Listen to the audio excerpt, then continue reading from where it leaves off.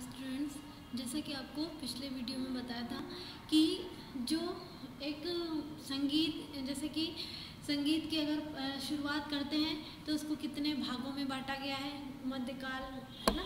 तो उस तरह से जितने भी काल थे, मध्यकाल में कौन कौन से जो विद्वान आए, जैसे कि संगीत मकरंद है या फिर गीत गोविंद है या संगीत रत्नाकर है, ऐसी बहुत से चीज़ें हैं। तो आज किसकी बात करेंगे कि मध्यकाल में जो एक संगीत मकरंद नाम के जो विद्वान थे, उनको किस तरह से हम समझेंगे और लिख के बताएंगे कि उन्होंने संगीत में अपना योगदान किस तरह से किया है। तो जो ये मध्यकाल है उसके अंतर्गत क्या आ रहा है कि इस काल में क्या कह रहे हैं कि इस काल की अवधि जो थी वो 6वीं शताब्दी से 9वीं शताब्दी तक मानी जाती है। उस समय ग्रंथों को देखने से यह स्पष्ट है कि जो आजकल राग है या गान प्रचलित है, उस प्रकार उस काल में प्रबंध गायन की व्यवस्था नहीं थी।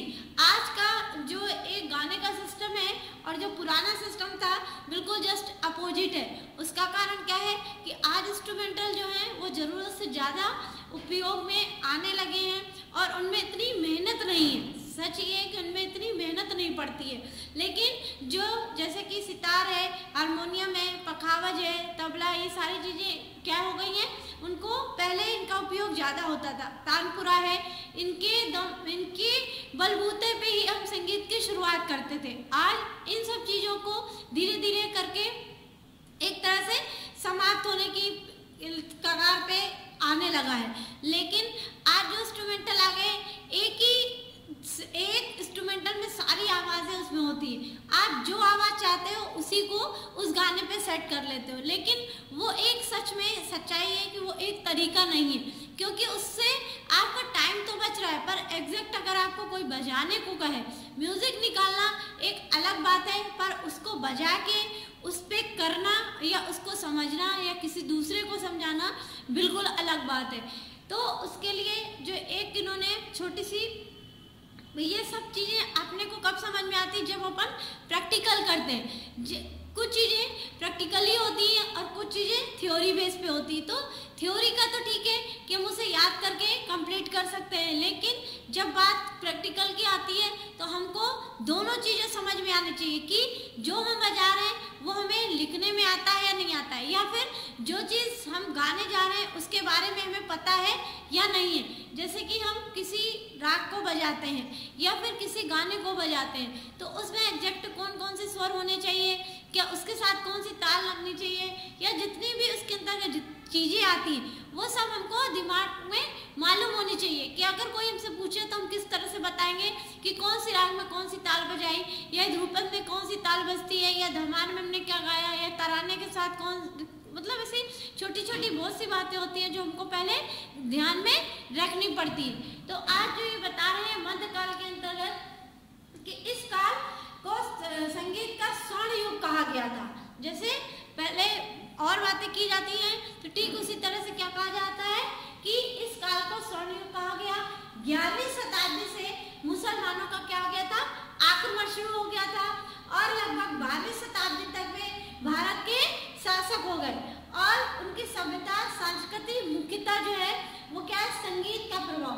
भारतीय संगीत पर इसका बहुत बड़ा असर पड़ा, अतः उत्तरी संगीत दक्षिण संगीत से क्या हो गया, धीरे धीरे पृथक हो गया। पृथक हो गया मतलब अलग हो गया।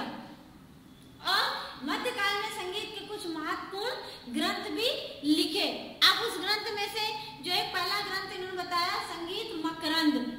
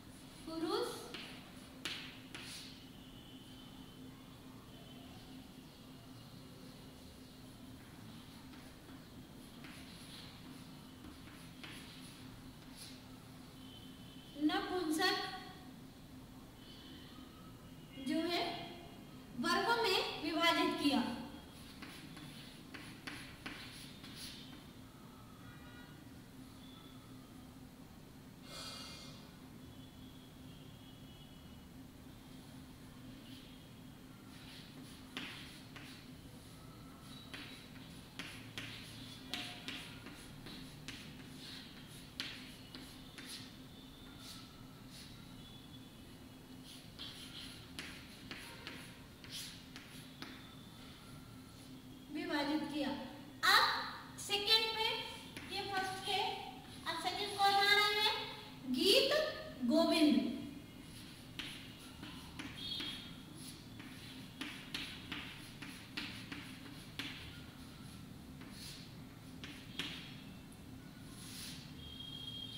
गीत गोविंद में क्या है?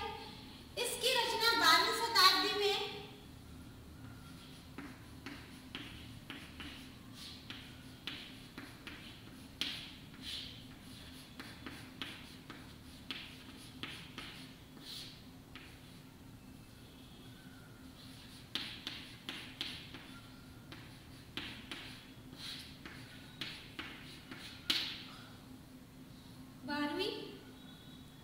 शताब्दी में जयदेव द्वारा हुई।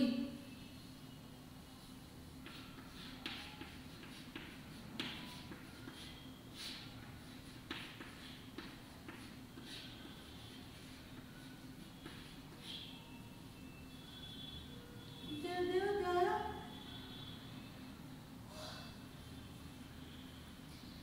हुई। जयदेव केवल कवि नहीं बल्कि क्या थे? गायक भी थे। जयदेव क्या थे? केवल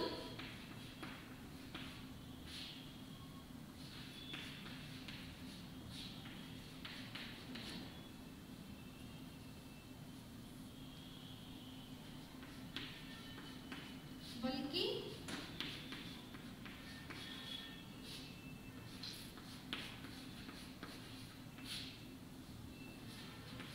एक गायक भी थे। इसके बाद